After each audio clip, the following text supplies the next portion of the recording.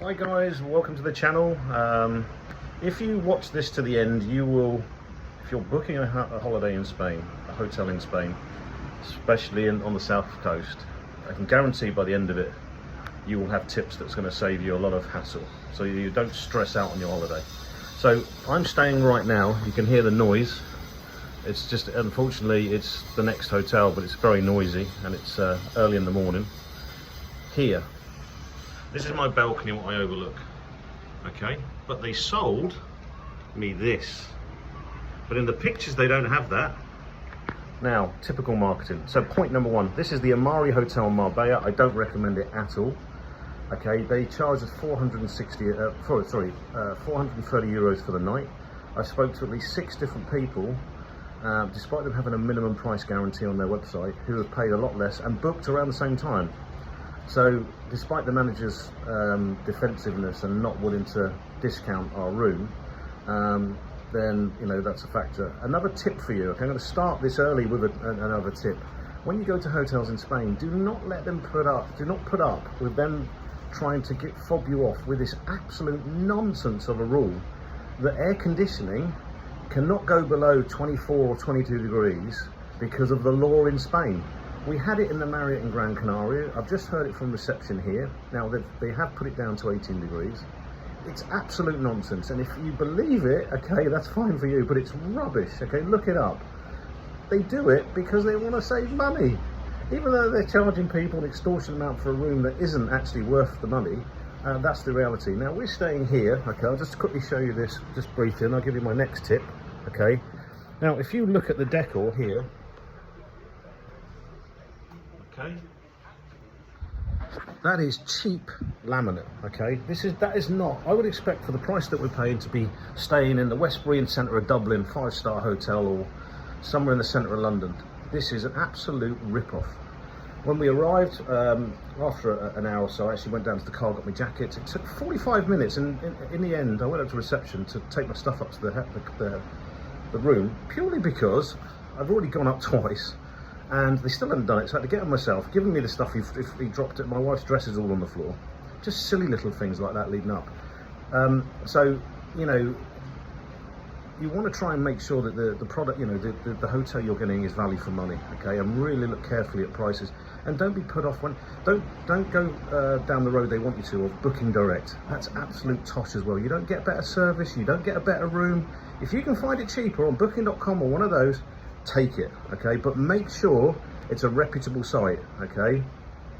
The other tips I have for you as well is check out, if you're going to cut, like us, we drove down from where we live in Granada, if you're going to park in their hotel, and I think this is a kick in the teeth for us, what the manager, in this case her name is Sylvia, is what she introduced her to, her response to me complaining was, oh, as a commercial gesture, we won't charge you for the parking because your car's in our car park. I think it's like 20 quid a day or something even more.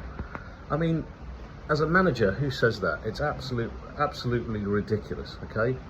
The general manager is someone called Oliver Kramer, op.director at amarehotels.com. So I'm going to be writing to him and explain to him how Sylvia, who is obviously not the general manager, and I did ask for the general manager, and that's another thing. If you're going to complain, make sure you ask for the general manager and you say to that person who's in front of you, are you the general manager? If they don't say yes, then insist, be firm, polite, but be firm and insist on the general manager, okay?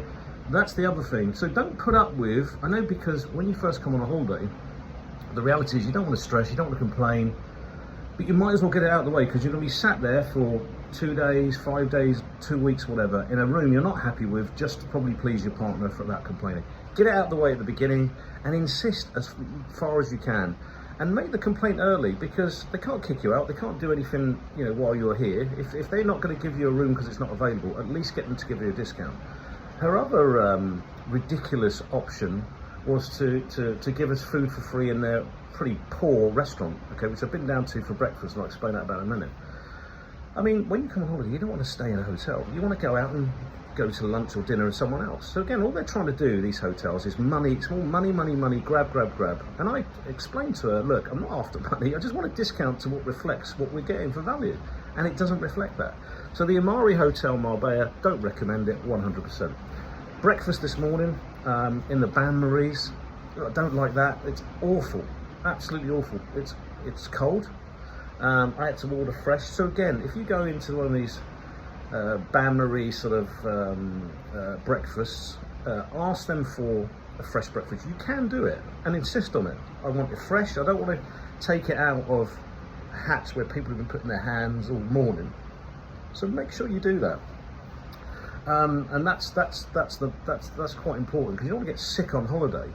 So the other thing about the Amari Hotel is, you know, in general, there's something called a VIP section. So if you are coming here, and I would recommend you don't, make sure you ask for it. Now, I think the bottles of wine are probably €2-3. It doesn't cost them much, but at least you're getting something. But it's not a lot for the money you're paying. And what I noticed was we left glasses, empty glasses on the table, went for tapas in lunch near the Old Town. An hour and a half later, an hour and 45 minutes later, still there. Place wasn't getting serviced. So again, this is the review. This is an honest review of what I'm experiencing whilst we're here now in the Amari Hotel. So that's pretty much it, guys. I won't drabble on anymore. If you've got any queries or questions about the Amari Hotel Marbella, make sure you come to me, do in the comments. Make sure you subscribe to the channel. I do lots of other videos for expats, done over 100 videos. And click the subscribe button and the like button if you can. It helps the channel. If you've got any questions, just come back to me, okay? Listen, hope you do have a good holiday, but don't put up with their nonsense, because they do spill a lot of rubbish, these hotels.